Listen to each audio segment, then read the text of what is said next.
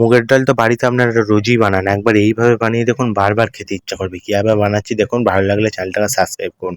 প্রথমেই মুগের ডালটাকে শুকনো করে একটা তেজপাতা নিয়ে ভালোভাবে ভেজে নিন। ডালটা ভাজা হয়ে গেলে এবার এটাকে ভালোভাবে ধুয়ে নিন। ডালটা ধোয়া হয়ে গেলে কড়ার মধ্যে পরিমাণ মতো জল দিয়ে ডালটাকে সেদ্ধ করতে বসিয়ে দিন। ডালটাতে কিন্তু এখন কিছুই অ্যাড করবেন না। ডালটা যখন ফুটতে শুরু করবে এর উপরের ফেনাগুলোকে ফেলে দিয়ে এর মধ্যে অ্যাড করুন স্বাদমতো লবণ ও ১ চামচ হলুদ।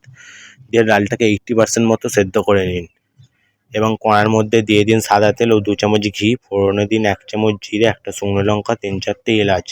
তারপর দিয়ে দিন কুচানো কাঁচা লঙ্কা ও ১ চামচ আদা বাটা।